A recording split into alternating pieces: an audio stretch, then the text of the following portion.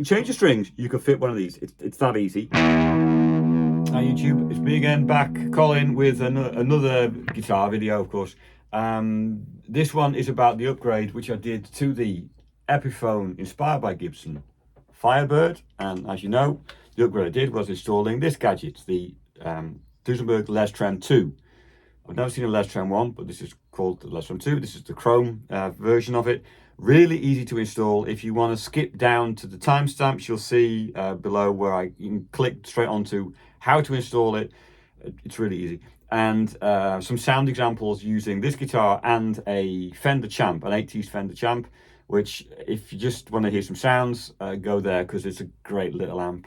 Loving that amp. Anyway, that's another story, another video. Anyway, if you've got time though, grab a coffee. I'm going to tell you a little bit about why I did this and what it is, and a bit more on the guitar, because I've used it now for a few months, and I can tell you a bit more about that and what I'm planning to do with it.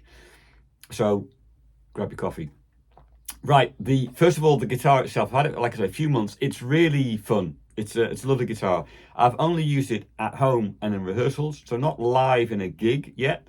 But for what I've been doing with it, it's been great. Unfortunately, I had a gig lined up and it got cancelled for some reason, which is really annoying when you're kind of getting ready for it. But anyway, that's another story. The only thing I really wanted to improve or change on this guitar till now has been adding the trem, because for the rest, I've been really enjoying it. I really like the neck pickup and the middle pickup, or the two pickup position on this thing. I'm still not so keen on the bridge pickup on its own, or I don't use it, but it's fine, but I much prefer the sound of the neck or the combined pickup position on here. For the rest, it's holding out well. It stays in tune. Intonation, once it's been set, it's been perfect. Tuners they're good tuners. They're noticeably better than my cheap guitars. You know, I've got some Harley Bentons, or had some Harley Bentons, and these are better. The cheap stuff stays in tune, but this just goes smoother, and it is better. It is the best guitar. The trem system itself, as I said, is really easy to install, and this is not the first guitar I've had it on. I first of all got it. I had this Harley Benton guitar, the Jazzmaster copy, and the thing I was missing on that was, there's no trem on it. And then I was looking around, and I eventually said, I'm going to get this thing, put it on the Harley Benton. If I don't like it, I can always take it off and put it on a different guitar, which is when I got this one. And the combination convinced me, I can spend that €100 for a trem system, in that case on the 150, 160 euro Harley Benton guitar, which felt a bit weird. But my brain, I could convince myself it's worth buying, because then I put on this one, which is more expensive, so that justifies I don't know. You convince yourself it's a good reason. So it's been on that guitar for a while. Loved it. Played it with a couple of gigs as well. It worked great. I really enjoyed doing that. But I fancied trying it on this guitar, because I knew it was one of the things I wanted to do with it. I wanted to try it with the trem. A lot of the Gibson models of the Firebird have indeed it's a different trem system, but they have also a tremolo. I wanted to have a go at that as well. So it's off the Harley Benton for the time being. Maybe going to get another one, who knows. And on this one, because it's so easy to reinstall, you can put on any guitar with a stop bar tailpiece, Tunematic and stop bar. If that got a combination, it's really easy to put on. If you can change strings on your guitar, you can install this. It's really that simple to do. And it adds a lot to your guitar, I think. So should I tell you more about it? What inspired me? Yeah, I'll tell you a bit more about what inspired me on it. There's a guy called Daniel Lanois. If you don't know him, look him up. If you know him, you know who we're talking about. He's got a lot to answer for, that bloke. He's given me a lot of ideas about, I need a guitar like that. I need a guitar like that. I need a pedal steel. A lot to answer for. But there's a really nice video of him playing. It's not an Epiphone, it's a Gibson Firebird, with a friend of his doing the maker. And it's not a great video, but it's fantastic sound of just the Firebird and the drummer and just hitting out the maker. Really fantastic. That sound. Will this get close? I don't know. This for an AC30? Maybe. It's certainly a lot of fun to try. So if you can afford it and you've got the time, have a go. It's worth trying if you can. Right, we're going to go on now to the bit of video on the installation, and then some sound examples, and then round it off from there. Okay, see you in the next bit of video. So what I need to do basically is just replace the stop bar with this piece. You can see where the holes are. It's going to line up and fit perfectly. So I'm taking the strings off the guitar. Oops, sorry. Taking the strings off the guitar. I'm taking the stop bar off and then put this on with the screws which are supplied. And then, yeah, we'll see how that goes. So we're going to put the camera in a stand somewhere, do that part. So first the strings have to come off. So all the strings are loose, as you can see. And the stop bar will just slide out of place. I'm going to try reinstalling these same old strings so it goes, otherwise put a new set on. But this is quite simple. So the stop bar goes off. These screws are going to be removed and kept to one side. And then this just goes in its place. That's how simple it goes, basically. So let's see. Yeah, these are hand loose. And I can't reuse these. I'll explain why in a second. I have heard that some people have done that, but these things are, if I don't show you, these are formed obviously to take the stop bar in there, and the screws that are supplied in this plastic bag, it's just a screw head rather than this with a gap in here. I'll show you what I mean in a second. Let me open it for you, see if I can do it with one hand.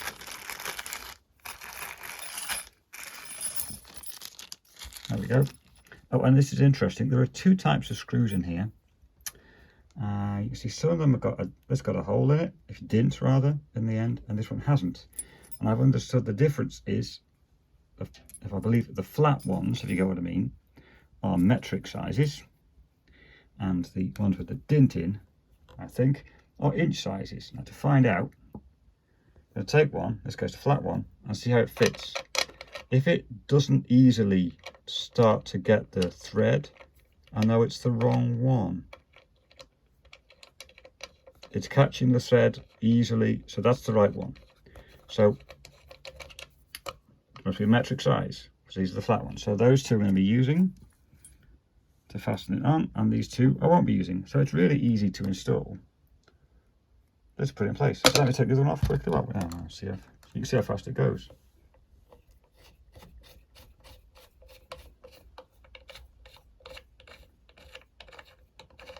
These weren't very, very tight holding the stop bar on, apparently. And I'm going to put this in place. Now this is a bit difficult with one hand, so I'm going to have to grab a clamp or something to hold the camera. Back in a second. So all I've got to do is put this in place.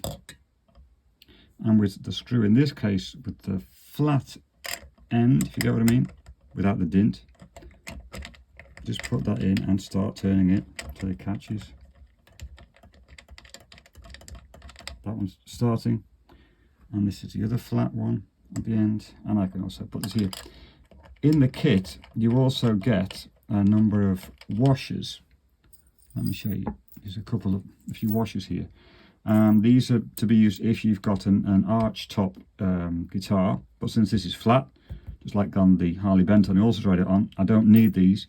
Also, if the mounting is really flush to your guitar, you don't want any scratches on it, then you may want to put a washer in there. In this case, it's not needed because the bit of metal it screws into is already raised with the guitar. So these, I'm going to put them finger tight, then grab a screwdriver to tighten them up properly. Actually, this one here is difficult to do by hand because it's well, a bit in the way of this place here. So actually, as I'm speaking, let me grab a screwdriver. This one will do. So I'll catch it. Not want to make it too tight with because it's not the right size, you know, a bit too narrow. But at least for the finger tight part, there we are. So now it's already basically in place. I'm going to tighten this up with a bigger screwdriver. I'm going to go and grab that and then restring it. It's you just hook the strings through the back here and then over the top of the bridge. I've already noticed when I put this on the other guitar, you've got to do it a bit carefully because they can kind of fall out, if you get what I mean. The ball end of the string may not go all the way in as far as you'd like, but it works pretty well. So I'm going to try not to let the camera fall over. I'm going to get a bigger screwdriver, tighten these up a little bit more, not too tight, but you know, tight is tight, and restring it and let you see how it goes. It's really simple to put on. So there we are. It's fully installed. It's fully installed. Strings are back on. Tuned. Tuning it is a bit of a well, if you've ever tuned any tremolo in like a Bigsby, for example, as you're tuning it, the whole thing is coming under tension. So at a certain point, it's really right in balance if it's spring and everything. So it takes a while to get it to tune. And yeah, since having stretched and released the strings, might take a bit more work, but it's all back together. It stays in tune. So I didn't need the washers in this case. These screws are going to be kept if in case needed. These Allen keys are used to adjust the position of the bar in this section here, and also how tight this is. So there's a bit of resistance in this, if you get what I mean. It's not going to fall down floppy. And this just goes in the box to be kept in case you ever decide to take it off. But I'm going to plug it into the amp and give it a go and let you hear what it sounds like.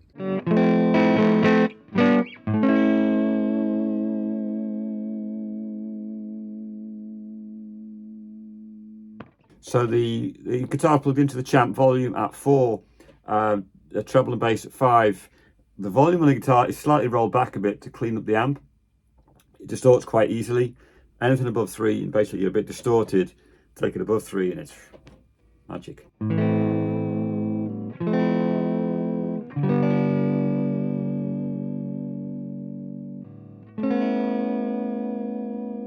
And this is how I use the tremolo usually. Not a lot, just that.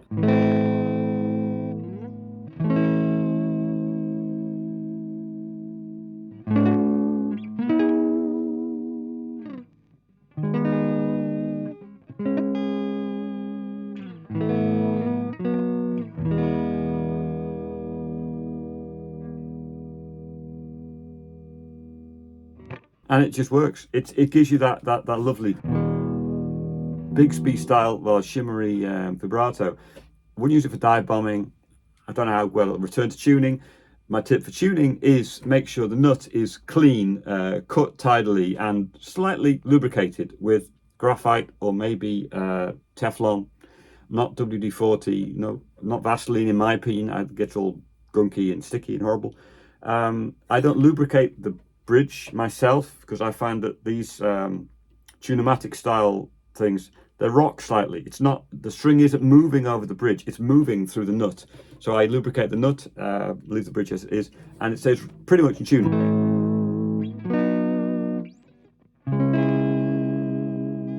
Unless you go crazy. Yeah, that's the way it works. So this is slight roll back, just getting an idea of what the Champ can sound like turned up.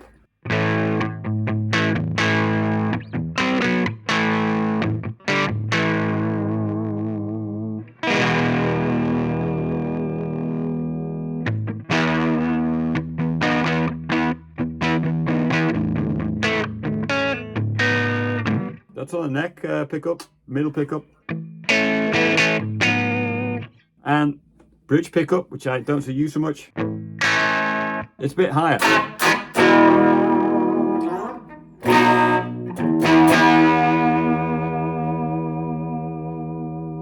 Nothing wrong with it, but I just prefer sound of the.